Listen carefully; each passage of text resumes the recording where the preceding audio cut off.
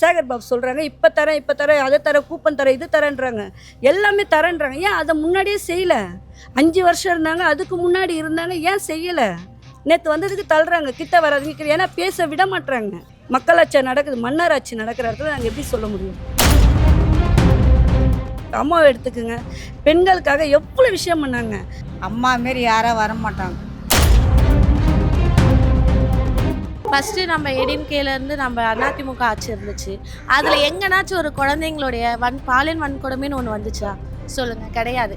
ஏன்டா ஓட்டு போட்டு நாங்கள்லாம் ஒவ்வொரு டைமும் குற்ற உணர்ச்சியோடு இருக்கோம். எப்படா எலெக்ஷன் வரும், அடுத்த ஆள் எப்படா வர வைக்கலான்னு. திலகபாலம் அம்மா வந்திருக்காங்கன்னா அவங்க வந்து ஒரு பெண்ணாக இருக்காங்க.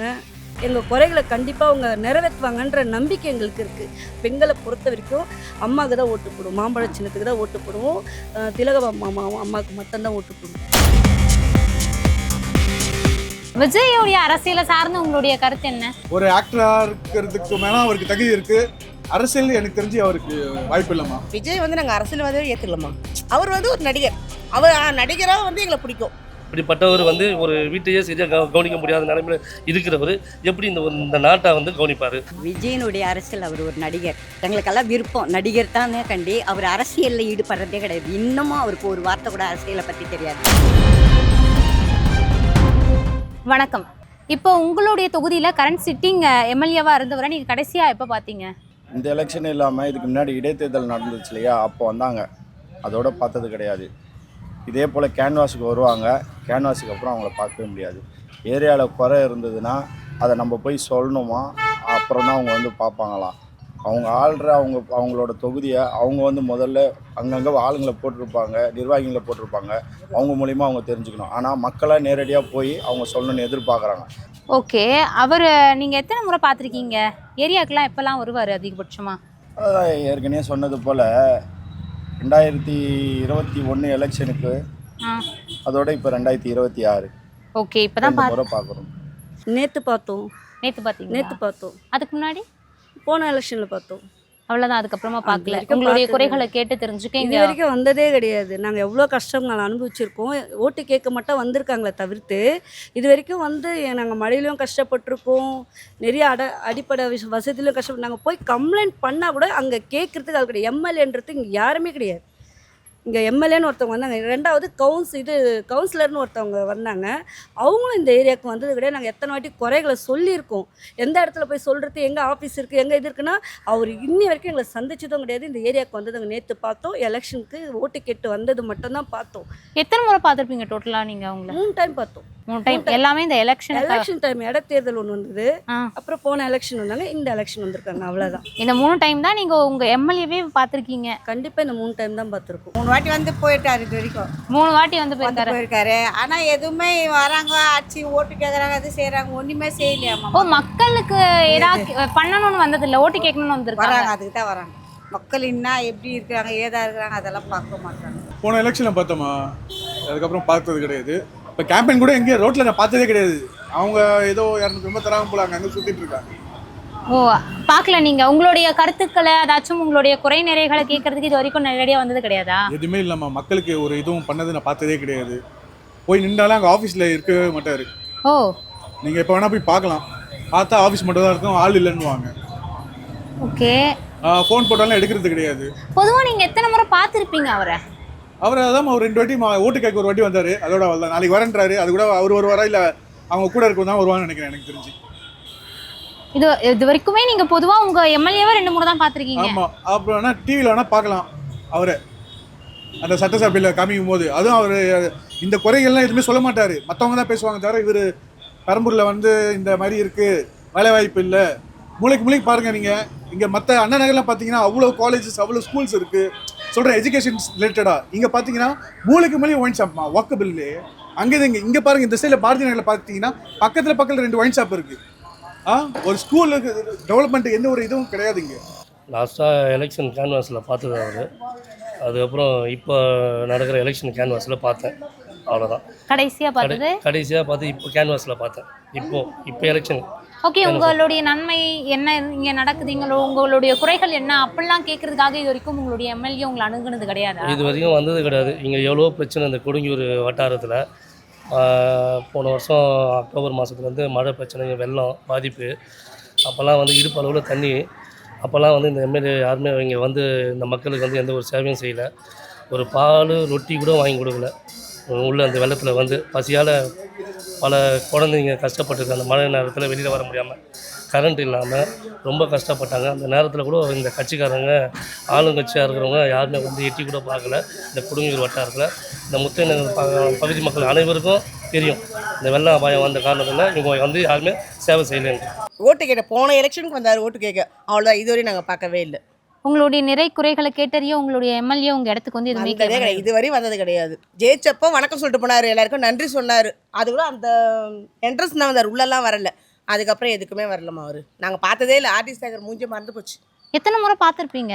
ஒரே டைம் தான் பார்த்தோம். ஒரே டைம் தான் பார்த்தோம். அப்பப்போ போஸ்டரில் பார்க்குறோம், அவ்வளோதான். நாங்கள் எப்பவுமே பார்த்ததே இல்லைம்மா, அவரை பார்த்ததே பார்த்ததே இல்லை. சும்மா போஸ்டிங் பார்த்துக்கிறோமே, அதுதான். மற்றபடி அவரை நேரடியாக நாங்கள் பார்த்ததே இல்லை. இது வரைக்கும் நீங்க இது பார்த்தது வரைக்கும் கிடையாது? பார்த்ததில்லை. ஓகே, உங்க நிறை குறைகள்லாம் கேட்டறிய இங்க வந்திருக்காரா? வரவே இல்லை. எத்தனையோ நிறைங்கோ குறைங்கோ நிறையா இருந்தது. குறைங்க நிறையா இருந்தது. காவ தண்ணி எல்லாம் மெயின் ரோட்டுக்கு வந்துடும், நிறைய அந்த மெயின் ரோட்டுக்கு வந்துடும். எதையுமே வந்து அவர் விசாரிக்கல. கொரோனா பீரியடில் என்ன எதுனே கண்டுக்கல, எதுவுமே கண்டுக்கல எங்களை. போன வாட்டி எலெக்ஷன் எப்போ பார்த்தோம் மேடம்? அதுக்கப்புறமா பார்க்கல. அதுக்கப்புறம் பார்க்கல. அவரோட போஸ்டரில் போன வாட்டி எலெக்ஷன் அப்போ பார்த்தோம். அதோட இந்த எலெக்ஷன் எப்போ அவர் நிற்கிறாரு எங்களுக்கு தெரியும். இன்ன வரையும் ஓட்டுக்கிட்டு வந்தோம், நாங்கள் பார்க்கல. ஓகே, அவர் மூலயமா நீங்க என்ன மாதிரியான நன்மைகள்லாம் பெற்றிருக்கீங்க? நன்மைகள்னு எதுவுமே இல்லைம்மா. இங்கே வேசர்படியில் பார்த்தீங்கன்னா ஃபுல்லாக வந்து அதிமுகவில் வந்து பிரிட்ஜு, சத்தியமூர்த்தி நகரில் குடியிருப்பு எல்லாமே அதிமுகவில் கட்டந்து. அவங்க கட்டுற பிரிட்ஜ் இங்கே நிலுவையில் இருக்குது பாருங்கள். இந்த 5 வருஷமாக இந்த பிரிட்ஜு, இது கூட கட்டின பிரிட்ஜ் அங்கே ஓப்பனே பண்ணிட்டாங்க. ஆனாலும் இங்கே பிரிட்ஜு வந்து இன்னும் நிலுவையிலே இருக்குது. அது 5 வருஷத்தில் பண்ணலாம், ஆனால் பண்ணலை. அப்போ இந்த தொகுதியில் எல்லாமே நிலுவையிலே இருக்குன்றப்போ எந்த நன்மையை நாம் பார்த்துருக்க முடியும்? நன்மைன்னு சொல்கிற அளவுக்கு எதுவுமே இல்லை. அவர் என்ன மாதிரியான நன்மைகள்லாம் உங்களுக்கு செஞ்சிருக்காரு? நன்மைகள்னால எந்த மாதிரி தீமை செஞ்சுருக்காங்கன்னு கேளுங்க, என்ன சொல்கிறோம். நன்மைகள்லாம் இது வரைக்கும் செஞ்சது கிடையாது. எங்களுக்கு எந்த அடிப்படை வசதியும் கொடுத்தது கிடையாது. இதுதான் எங்களுக்கு செய்யணும். இப்போ இந்த ஏரியாவில் நீங்கள் பார்த்தீங்கன்னா மழை வந்திருக்கு, தண்ணி நிறைய. இந்த இடம் முக்கால்வாசி இந்த இடம் தான் எப்படி சொல்கிறதுனா, நாங்கள் தண்ணியில் தான் வாழ்ந்துருக்கோம். கரண்ட் வசதி மெயினாக கிடையாது. ஒயருங்க அங்கங்கே தொங்குது. அதுவும் போய் கம்ப்ளைண்ட் பண்ணிட்டோம். இபி ஆஃபீஸில் கம்ப்ளைண்ட் பண்ணால் அந்த அதிகாரியை கேளுங்க, அந்த அதிகாரி என்ன போனால் இந்த அதிகாரிக்கு நாங்கள் வந்து ஒரு சின்ன ஒரு இதில் வாழ்ந்துட்டுருக்கோம். நாங்கள் எத்தனை பேரை போய் சந்திக்க முடியும் சொல்லுங்கள்? நாங்கள் யார் கவுன்சிலரும் கிடையாது, எம்எல்ஏவும் கிடையாது. வீடு இங்கே இருக்காரா இல்லையான்னு கூட எங்களுக்கு தெரியாது, சுத்தமாகவே தெரியாது. எதுவுமே செய்யலாம்மா. தண்ணியில் நின்று கூட நாங்கள் எப்போவுமே தண்ணியில் நின்று சாப்பிட்டுக்கிறோம். மழை டைம்லயா? ஆமாம், சேடுங்க அவங்க தான் உதவி பண்ணுறாங்க. இவ்வளோ தண்ணி இருந்தால் கூட சேடுங்க தான் அவங்க வந்து உதவி பண்ணுறாங்க. அவங்க என்ன வந்து தண்ணியில் இறங்கி என்ன செய்யறாங்க? சரி, அவர் பேர் சொன்னதும் உங்களுக்கு ஞாபகத்துக்கு வர அவர் செஞ்ச நன்மைகள் என்ன? அவர் செஞ்சாதான் நாங்கள் வர்றதுக்கு அவர் நினைவு சொல்லுங்கள். அவர் இது வரைக்கும் எதுவுமே பண்ணது கிடையாது. பெருசாக எந்த ஒரு வகையான நன்மைகள் எதுவும் வந்து நான் கேள்விப்பட்டதாகவே இல்லை. இங்கே பெருசாக எதுவும் இல்லை. ஏற்கனவே வந்து பழைய ஆளுங்கட்சியினர் செஞ்ச அந்த திட்டத்தையே தான் வந்து இவங்க அதுலேயே வந்து ஒயிட் வாஷ் பண்ணியிருக்கிறாங்க. இதுதான் அவங்க ஆல்ரெடி வந்து இங்கே ஒரு ப்ளே கிரவுண்டு, ஒரு பாலர் பள்ளி இதெல்லாம் இருந்தது. அப்பயே ஏடிஎம்கே ஆட்சி பகுதியில் இப்போ இருந்ததை வந்து இவங்க வந்து என்ன பண்ணிடுறாங்க, ஒயிட் வாஷ் பண்ணியிருக்கிறாங்க. வேறு எதுவுமே இங்கே பண்ணல. அதுக்கு வந்து வண்ணம் பூச்சிருக்கிறாங்க தவிர, வண்ணம் பூச்சி பொம்மை வரைஞ்சிருக்கிறாங்க தவிர அந்த செவுத்தில் வேறு எதுவுமே எனக்கு பெருசாக இங்கே எதுவும் பண்ணுற மாதிரி எனக்கு தெரியல. ஓகே, அவர் செஞ்ச நன்மைகள் ஏதாச்சும் இருக்கா அவங்க தொகுதிக்கு? தெரியலம்மா, ஞாபகம் இல்லை. ஞாபகம் இருந்தால் சொல்லலாம், ஞாபகம் இல்லை. எங்களுக்கு ஒரு ஞாபகமே வரல. இது செய்திருந்தா தானே எங்களுக்கு ஞாபகம் வரும். எதுவுமே செய்யாத பிறகு அவர் எப்படி எங்களுக்கு ஞாபகம் வரும்? ஞாபகமே வராது. இதுவரை எந்த நன்மையும் செஞ்சது இல்லைங்க. அதான் நாங்கள் சொல்லுவோம். தேவையில்லாமல் அந்த குழந்தைங்களுக்கு இன்னமும் பால்வடி கட்டுறாங்க இன்னமும் கட்டிகிட்டு இருக்காங்க சின்ன வயசு குழந்தைக்கு போய் பாருங்கள். ஆனால் அதுக்கு முன்னாடி ஆரம்பித்தாங்க ஆண்களுக்கு உடற்பயிற்சி இதுன்னு ஜிம். அது தேவையாக நான் கேட்குறேங்க. இங்கே இத்தனை சுற்றி குழந்தைங்கலேருந்து எல்லாமே பக்கத்தில் கிரவுண்டு வைக்கிறாங்க, அது பக்கத்தில் குழந்தை பால்வடின்னு கட்டுறாங்க, அது பக்கத்தில் எதுக்குங்க ஆண்களுக்கு ஜிம்மு?